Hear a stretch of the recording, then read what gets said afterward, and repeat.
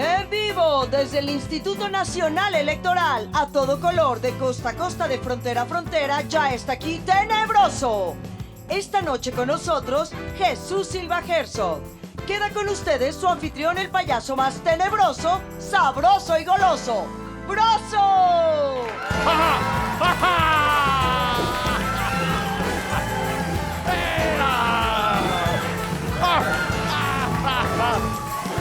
¡Oye!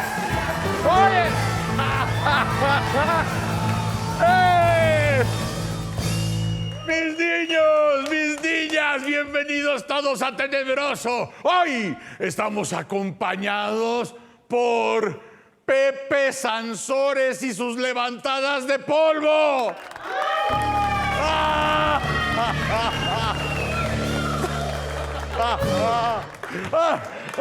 Chamacas y chamacos, ya que nos tocó vivir en un circo decadente, y como esta semana fue más decadente que nunca este circo, entonces hoy solo tiene una pista. Pista número 1.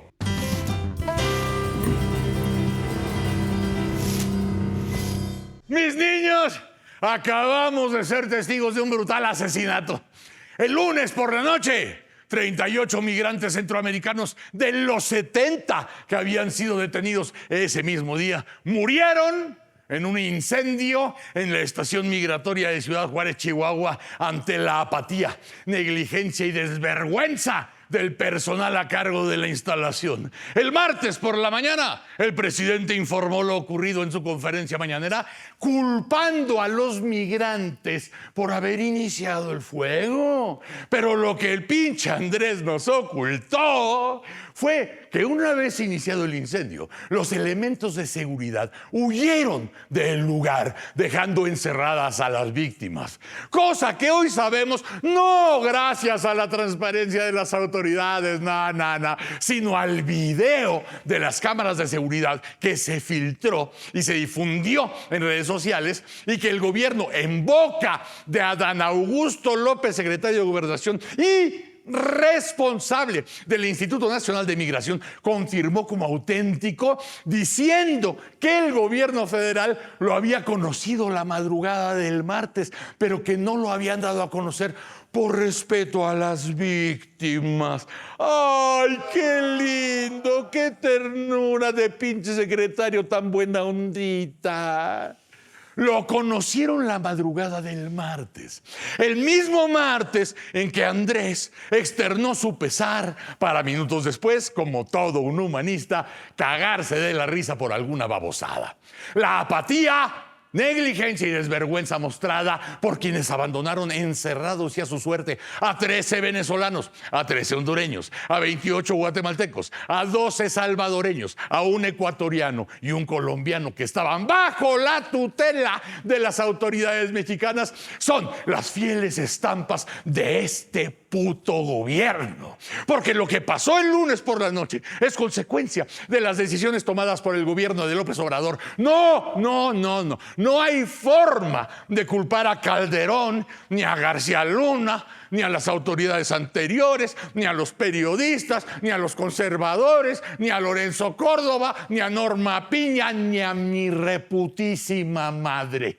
Es responsabilidad de Andrés, porque Andrés fue el que aceptó convertirse en la policía migratoria de Trump, el que nombró al comisionado del Instituto Nacional de Migración, el que permitió patear las cabezas de los migrantes y el que bendijo que el cónsul honorario nicaragüense, a través de una de sus tantas empresas y a cambio de muchos millones, se hiciera cargo de la seguridad de los centros migratorios. Apatía, negligencia y desvergüenza. Apatía, porque aunque la crisis de los migrantes pues no es nueva, en este sexenio el drama de quienes atraviesan nuestro país buscando un mejor modo de vida se agravó, pues sus vidas, al igual que las de todos nosotros, los mexicanos, les valen un pito al gobierno. Negligencia, porque ante esta y cualquier otra crisis, la respuesta de este gobierno siempre ha sido incorrecta, inadecuada, insuficiente, por no decir pendeja.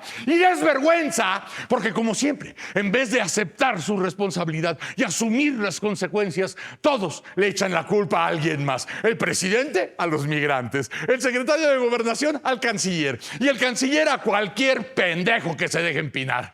En un estado normal ya tendríamos las renuncias de funcionarios de alto calibre sobre la mesa. Pero México no es normal, chamacos. No, aquí Andrés se asume de nuevo como víctima. Adán anuncia su candidatura. Marcelo se pasea en un Tesla con Samuel. Y Claudia, la otra corcholata que siempre tiene una opinión sobre todo, calla como momia. Porque la cuarta transformación es eso. Un triste catálogo de mamadas. Y la bomba que estalló en Ciudad Juárez solo es el pinche prólogo, el epílogo, prólogo y epílogo que resume el libro del sexenio de Andrés Manuel López Obrador. Querías ser el Estado, ¿no, primo hermano? Querías darte las de Luis XIV, ¿no, cabroncito? Pues este crimen fue un crimen de Estado. Y el Estado ¡eres tú! ¡Órale!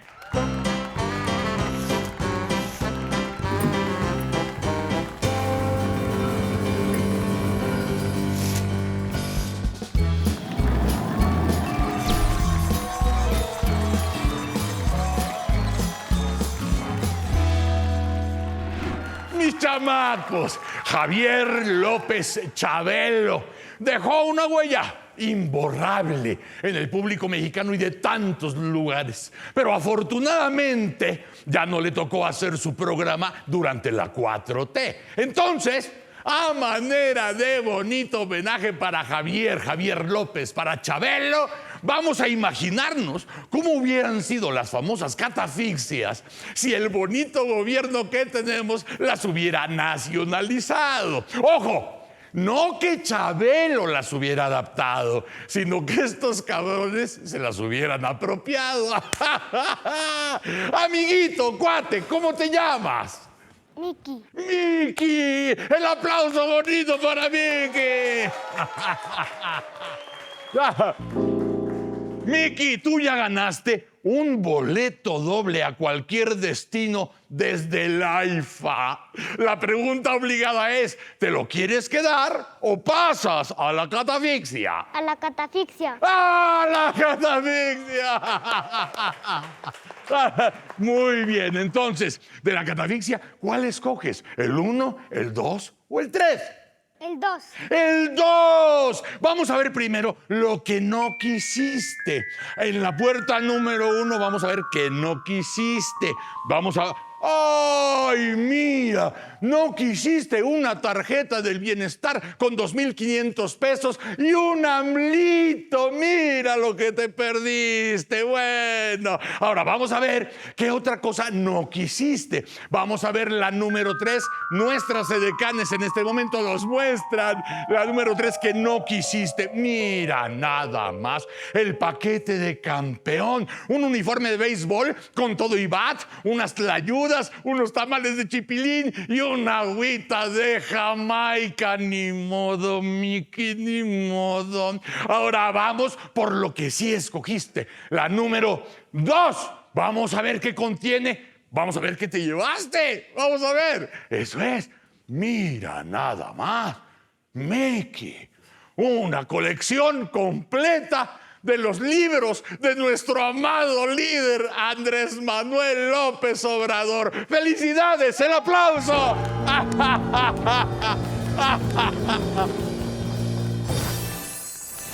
Y ahora, mis niños y niñas, vamos con nuestra segunda concursante. ¿Cómo te llamas? Cris. ¡Cris! ¡El aplauso para Cris!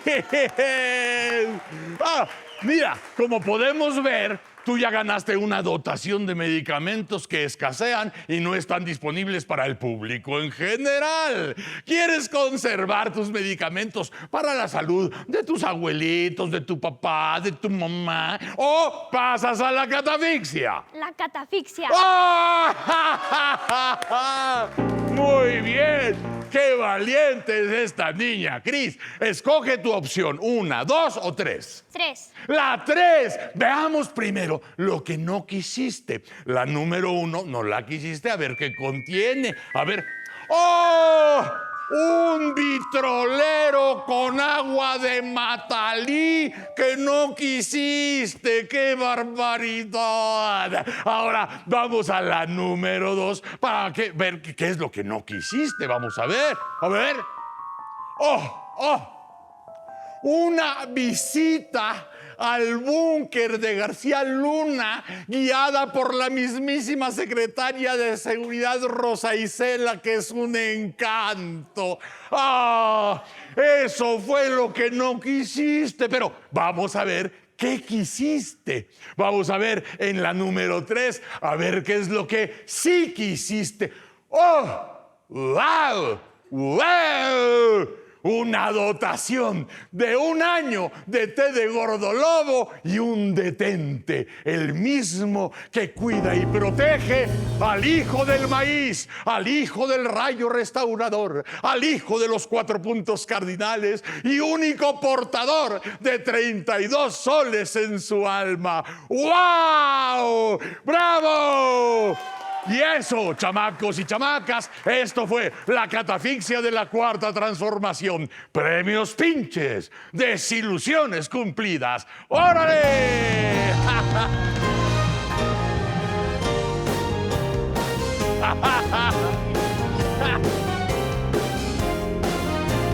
¡Hey!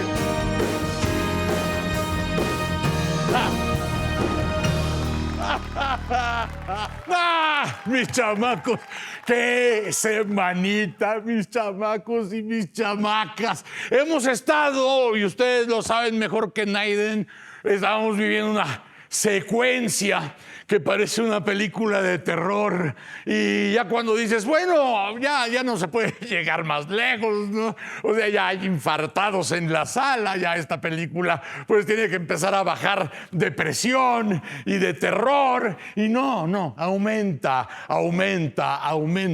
Cosas que el respetable público no se había imaginado que podría estar viviendo y conviviendo con. Bueno, pues está sucediendo. Y claro, ya nos conocemos y sabemos que de pronto el primer reflejo es reaccionar, ¿no? ¡Puta madre! ¿Qué está pasando? Y el chingar, ¡carajo! O sea, esta reacción un poco para quitarle la presión al alma y al cuerpo, ¿no? Pero finalmente, en esta secuencia, lo que salva mucho la salud mental es pensar. Analizar, sí, chamacos, duele muchísimo este proceso de decir, espera, es que quiero desgarrarme por dentro, espérate, hay que ver el panorama completo y después analizar los árboles, y luego analizar los arroyos y luego ver cada una de las nubes, ver todo el entorno, y esto de dónde viene, y esto a dónde va, y esto desde hace cuánto, y esto por dónde, y esto por qué. Este ejercicio que a muchos que somos sanguíneos y que tenemos en vez de corazón una colección de mordidas, pues nos cuesta mucho trabajo, y por eso acudimos a esos seres que tienen la capacidad de sentarse ante la tragedia, y no obstante el dolor, y no obstante la impotencia, y no obstante la furia o la ira, se dan el tiempo para hacer un análisis y pensar con dolor. Esto es pensar con dolor. Porque hoy el invitado que tengo, entre otras tantas cosas, se dedica a eso, a pensar a analizar, a ver desde varios puntos qué es lo que se está viendo en un solo lugar o en un solo momento. Hace rato que yo tenía ganas de platicar con este hombre, con este personajón del análisis político, entre otras tantas cosas. Esta noche, esta semana especialmente, un triple honor tener en este estudio a Jesús Silva Herzog Márquez. ¡Ea! Bienvenido, por favor. ¡Ajá! ¡Vaya! ¡Ea! Gracias, Jesús. Hola, qué gusto. Muchas gracias a ti.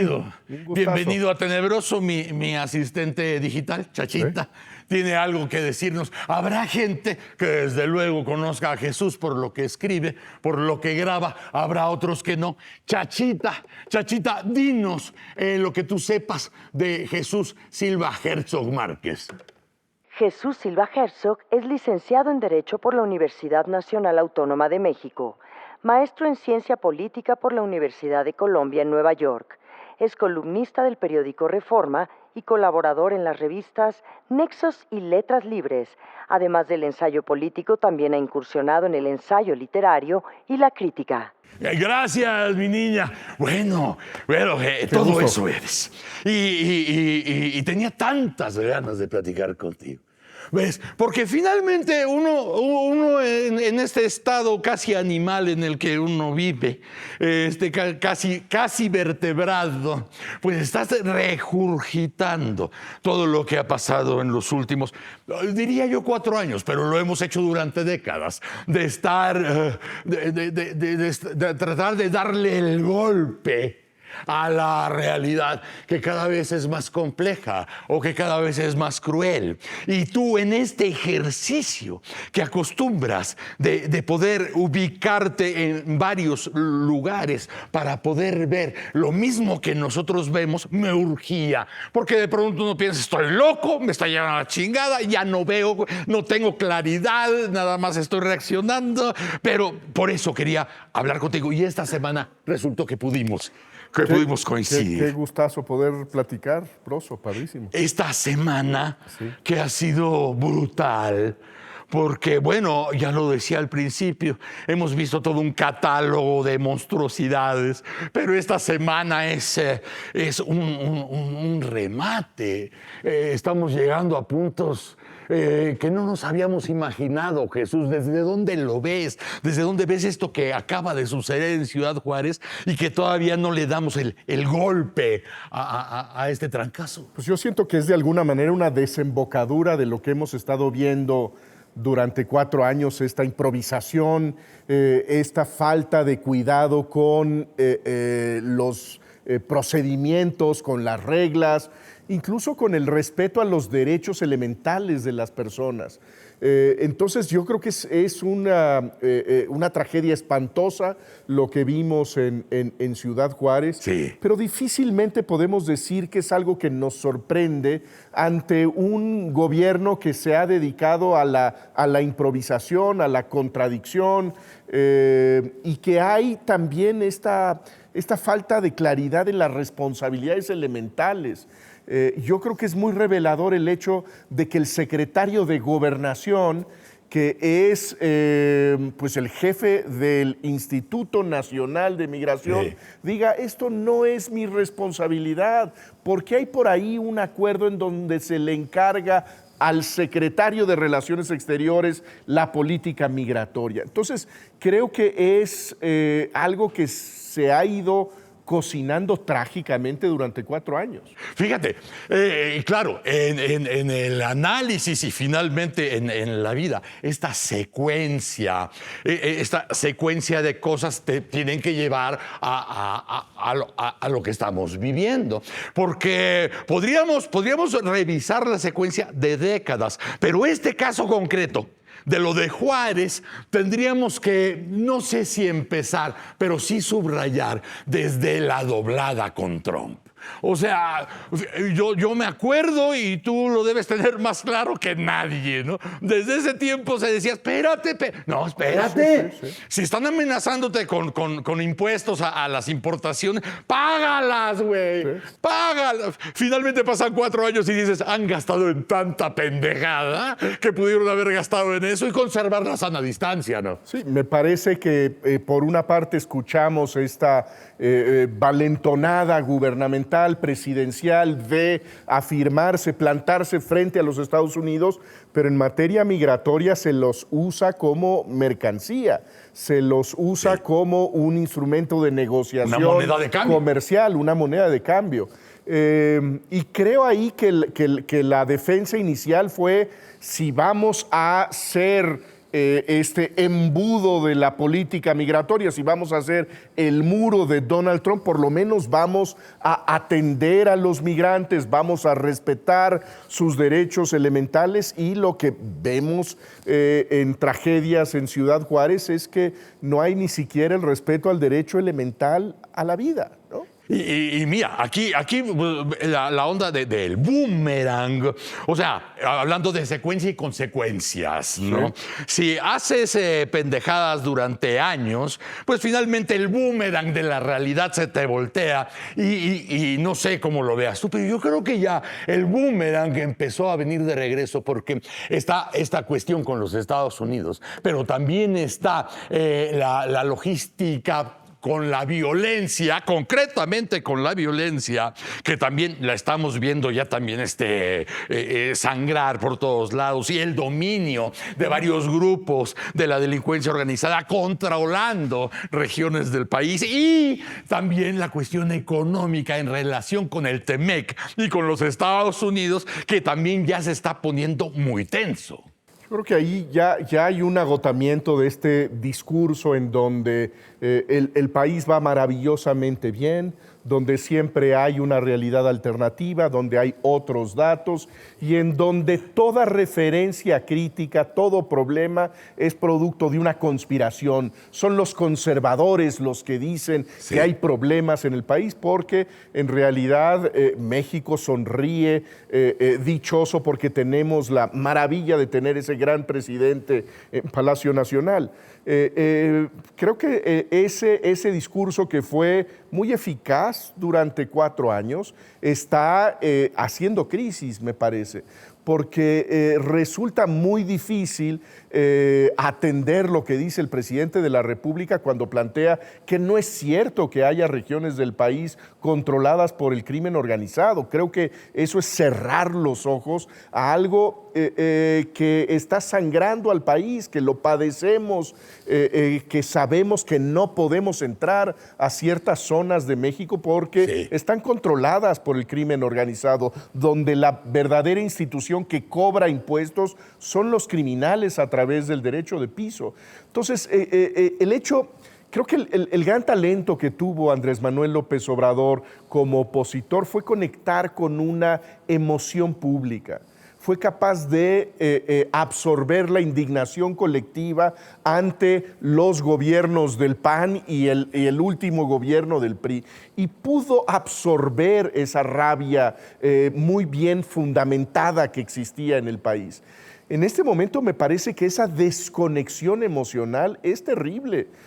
Cuando vemos nosotros que después, en un día de luto nacional, no hay el reconocimiento de lo que sucedió en Ciudad Juárez, en instalaciones del gobierno federal, donde vemos al presidente de la República carcajearse, en donde escuchamos al secretario de Gobernación lanzar su candidatura como si fuera un día ordinario.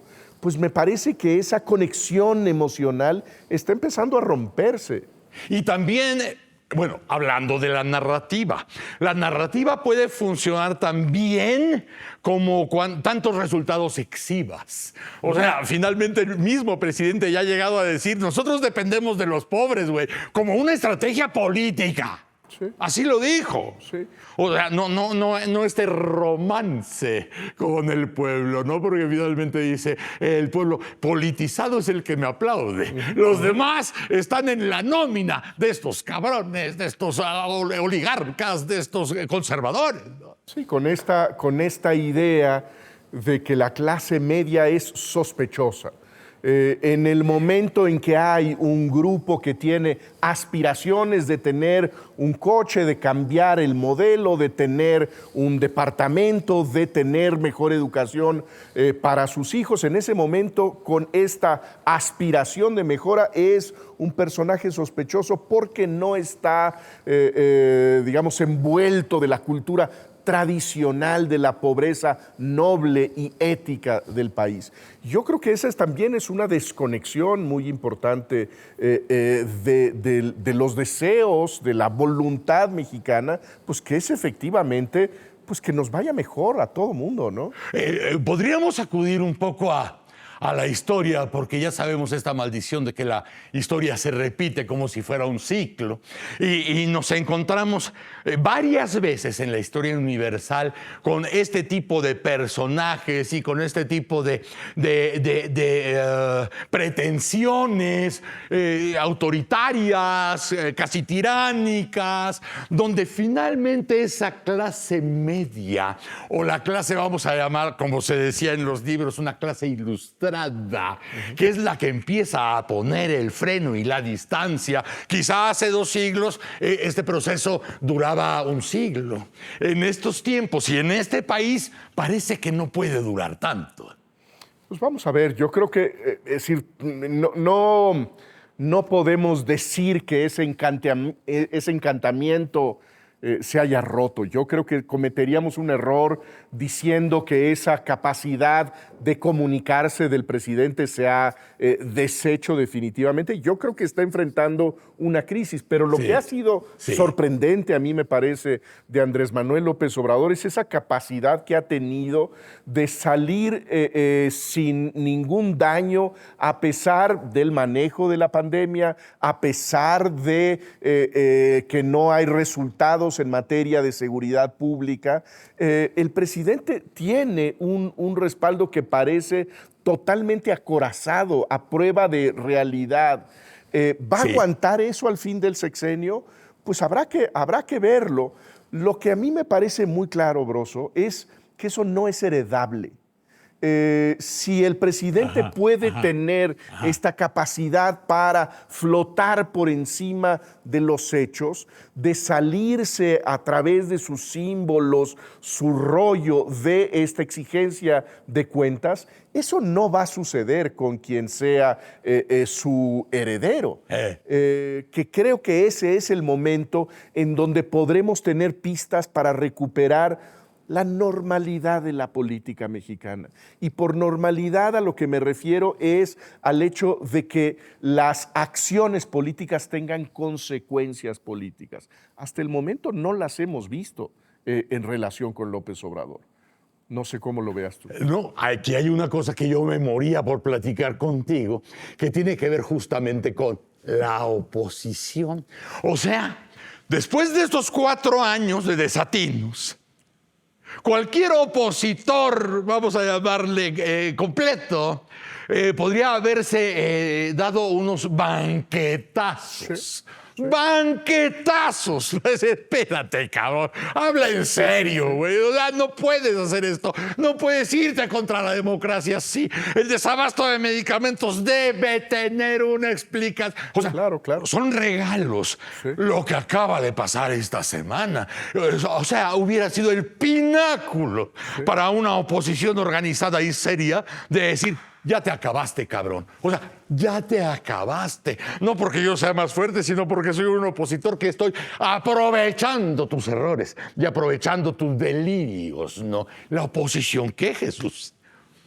Pues yo creo que desde el 2018 no ha sabido en dónde está plantada la oposición, dónde está la nueva estructura de la política mexicana. Creo que no ha sido capaz de comunicarse con la gente y creo que el gran problema es que tiene una cola demasiado larga. que no tiene voceros que sean voceros que tengan una mínima capacidad de comunicación, de respetabilidad pública, y en ese sentido creo que de lo que ha sido muy eficaz el gobierno, es decir, esta oposición es solo la nostalgia de lo que había en el 2018. No hay un reconocimiento de aquello que hicieron los panistas y los priistas que justificó el castigo del 2018. Ajá, es decir, sí sí. tiene que haber una reflexión de por qué nos mandaron al diablo, por qué fue la patiza del 2018. Y tendría que haber habido una reflexión autocrítica Sí, de las oposiciones. un mea culpa. No vimos absolutamente nada de eso, como si fuera simplemente el desgaste natural del gobierno el que los llevaría a recuperar la Sí, confianza de la gente. sí. Y eso no ha pasado. Sí. Y creo que no vemos todavía ya en la inminencia de las elecciones del 24, no vemos nosotros que se muevan las piezas en donde haya una visión fresca, crítica, No. aguda de cuestionamiento de lo que está haciendo el gobierno federal. Yo los sigo viendo como opositores totalmente perdidos. Y todavía más claro ya a estas alturas, porque pareciera que la sociedad y los partidos políticos de oposición tienen agendas distintas. Finalmente la sociedad civil ha ganado Reforma, ya ha ganado el Zócalo, ha influido en que el Congreso tome algunas decisiones distintas a las que iba a tomar, no los partidos políticos, la sociedad. ¿Tenemos tiempo de que hubiera una compaginación? Pero esas expresiones, esas movilizaciones, yo creo que hablan de un hambre, de un apetito por una opción distinta a la que presenta la planadora oficial, pero es un hambre insatisfecha, que no hay nadie que pueda darle en estos momentos lo que está pidiendo la gente, que es una opción distinta.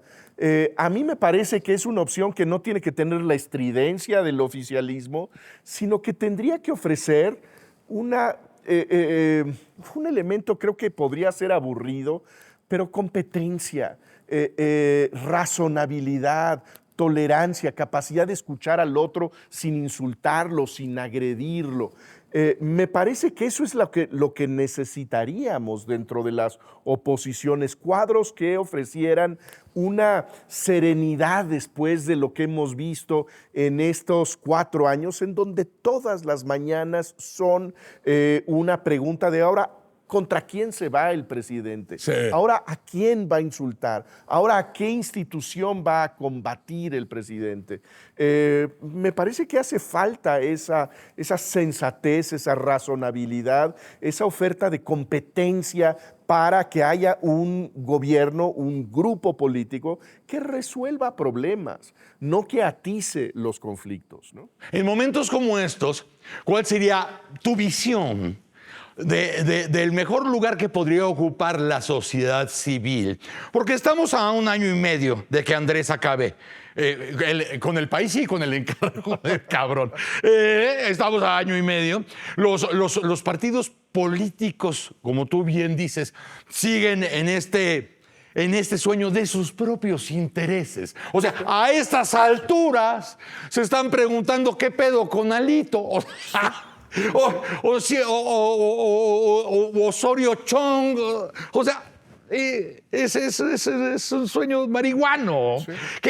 ¿Cuál es tu visión del mejor lugar para la sociedad civil? No te estoy diciendo cuál es el remedio, porque estamos hablando aquí de cosas que se construyen y se construyen en muchos años y se destruyen en muy pocos. La sociedad civil, ¿cuál sería el mejor lugar?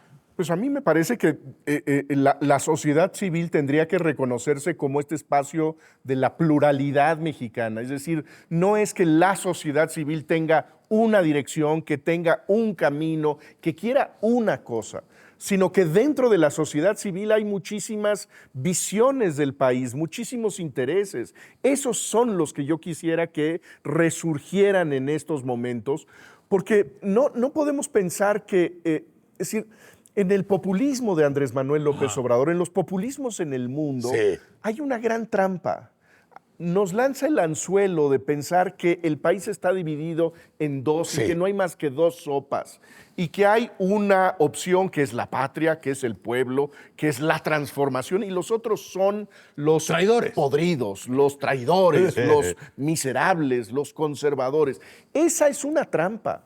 Y no Sí. creo que deba uno tragarse ese anzuelo, sino rechazarlo advirtiendo que el país es mucho más rico de lo que nos está diciendo el discurso oficial, que no se trata de replicar la visión del populismo de López Obradorista con un populismo que podría ser el populismo de derecha, Sí. que es una especie de tentación que estamos viendo en estos momentos. Sí, lo contrario. Que sea exactamente lo contrario. Sí. Yo creo que no ganamos gran cosa si ponemos un anti-López Obrador exactamente con el mismo discurso, el mismo simplismo, la misma visión bélica de la política. Sí.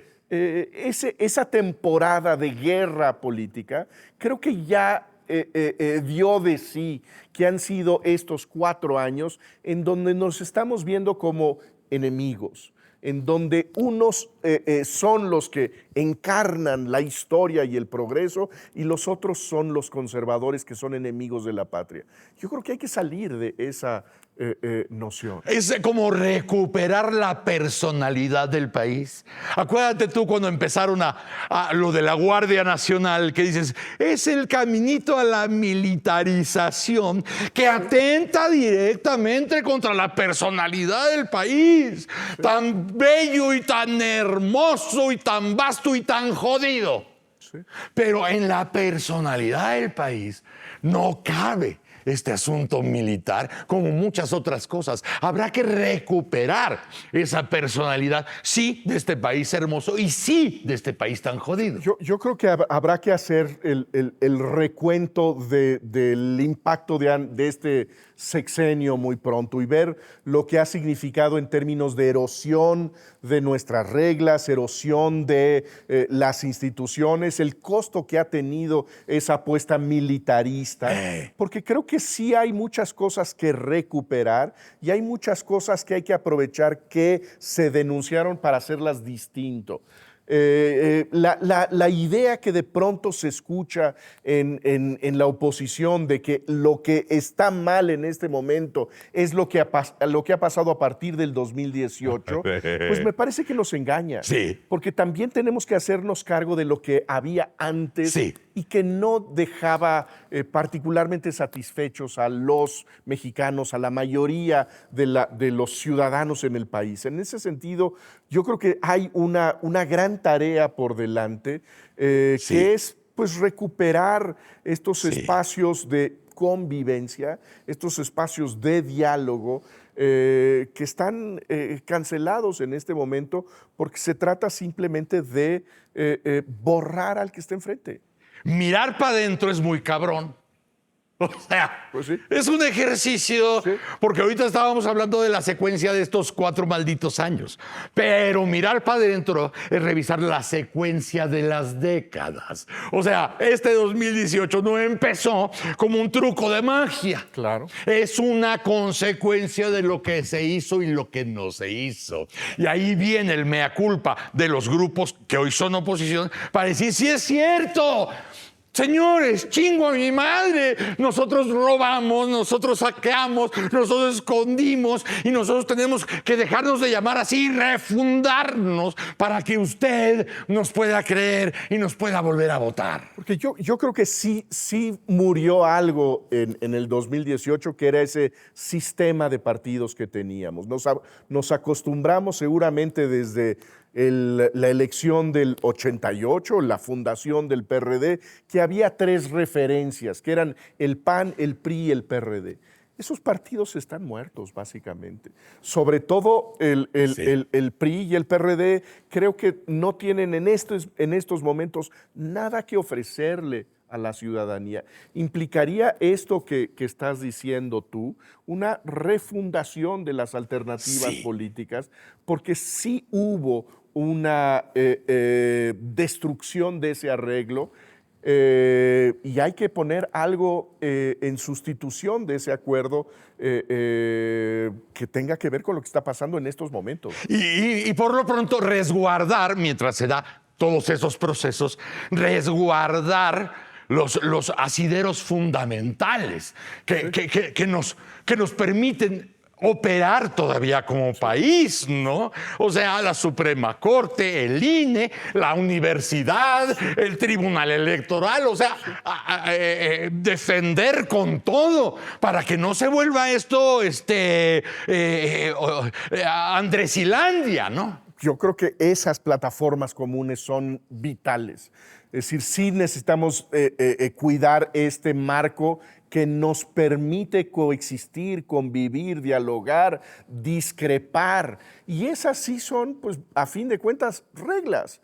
¿Cuáles son las fórmulas para ponernos de acuerdo? ¿Qué pasa en los asuntos en los que discrepamos? Y tiene que haber un marco. Y eso está en la ley, en la Constitución, en los árbitros, en las instituciones. Y sí hay que recuperarlas porque estos 4 años han puesto en la mira a las instituciones como si fueran esas criaturas de los malos, a las que hay que eliminar o a las que hay que apropiarse, ¿no? Y finalmente, creo que tú lo escribiste, creo que tú mismo lo escribiste. Es decir, estas instituciones que están planeadas para que ningún gobierno, por popular que sea, claro, venga a partirnos la madre y a imponer un punto de vista o una acción. Exactamente. Necesitamos esas instituciones que cuidan a los que en este momento no tienen el poder para que después puedan, a partir de su diálogo con la gente,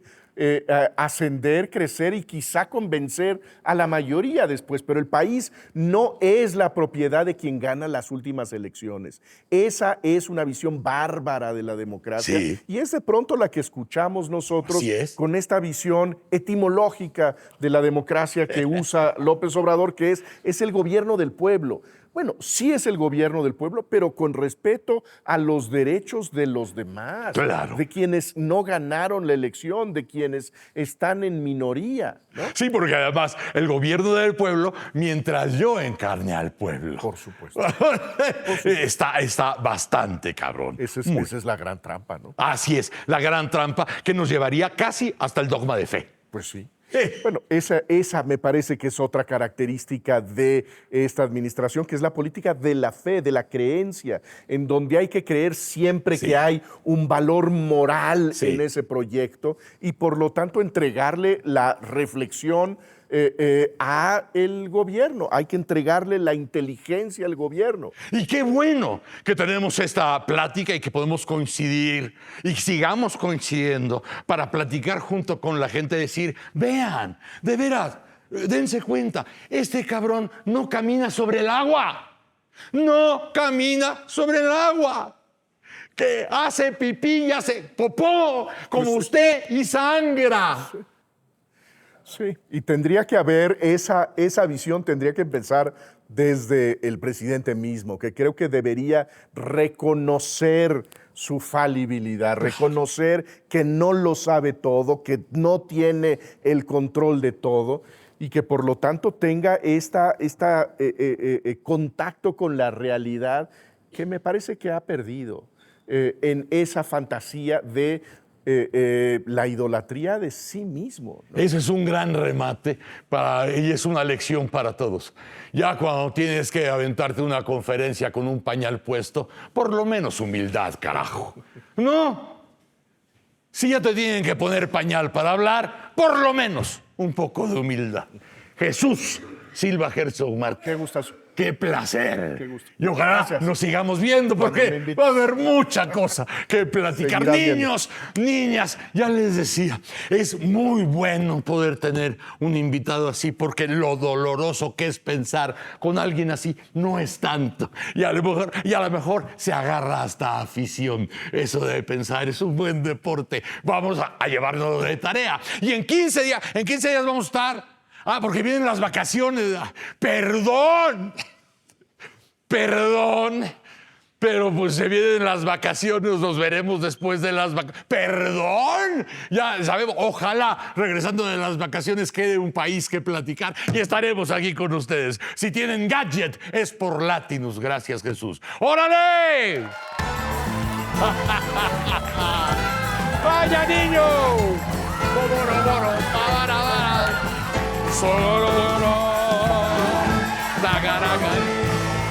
Oye.